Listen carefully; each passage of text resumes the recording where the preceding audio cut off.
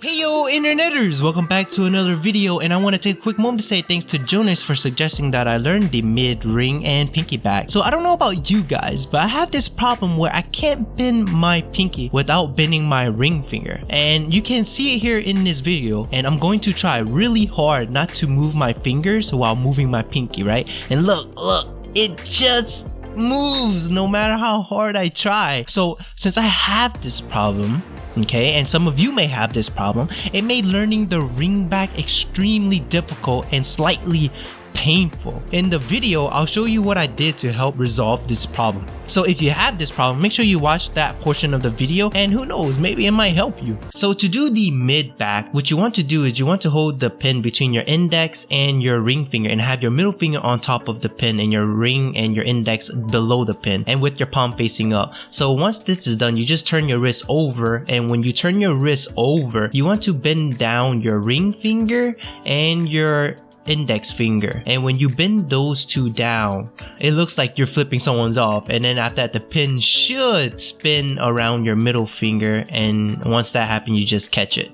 So it didn't take me too long to get my first catch for the mid back. It actually took me 2 tries to catch the pin when I was learning the mid back, but I wasn't consistent at catching the pin yet. I feel like because I learned the index background, it helped me learn the mid back easily because I'm comfortable using my middle finger as much as I am with my index. So I'll leave the link to the index background video down in the description for you to check it out. So after spending roughly about 35 minutes and 12 seconds and dropping the pin 253 times, I started to get a little bit more consistent at catching the pin for the mid back, and I took a break and I came back, and when I did, I started to improve and I started to catch the pin more often. And at this point, this is when I said that, hey, I should move on to the next finger, because this next finger will be the hardest one for me, and that next one is the ring back. So to do the ring back, it's very similar to how you do the mid back, but you hold the pin with your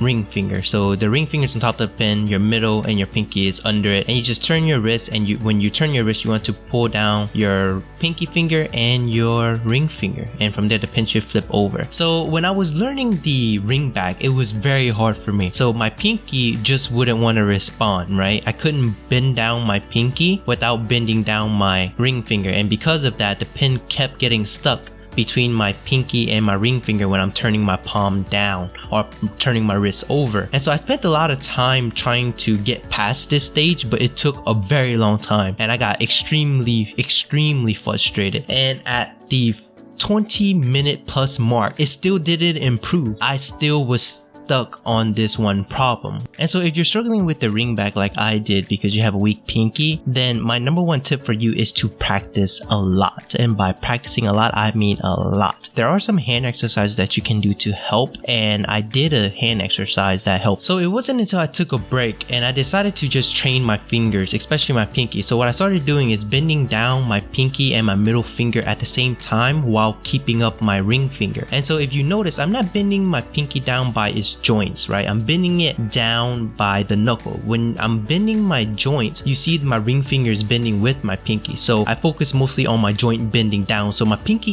is straight.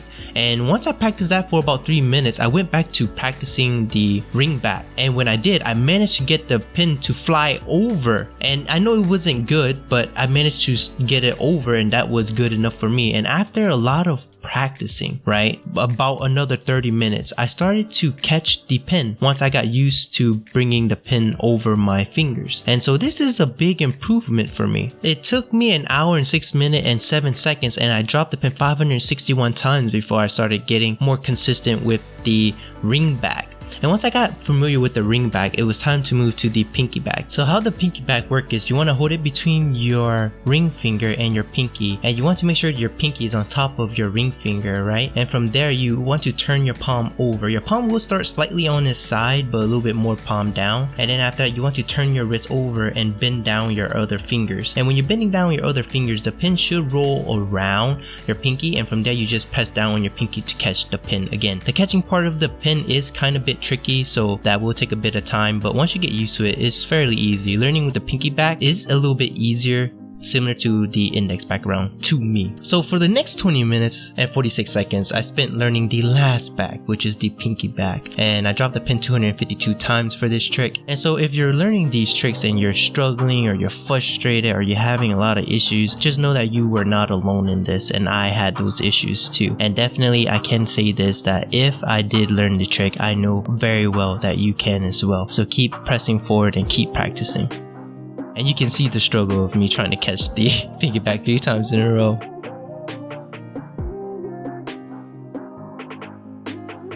And yeah, pretty much by the end of this video, I was able to do the index back, the ring back, the mid back, and the pinky back. And I don't know why I said out of order. I don't know, but yeah. So in total, I spent 122 minutes and 5 seconds, and I dropped the pin 1,066 times. So if you enjoyed the video, please make sure you hit that like and subscribe button for more future videos like this. And like always, thank you very much for watching, and until next time.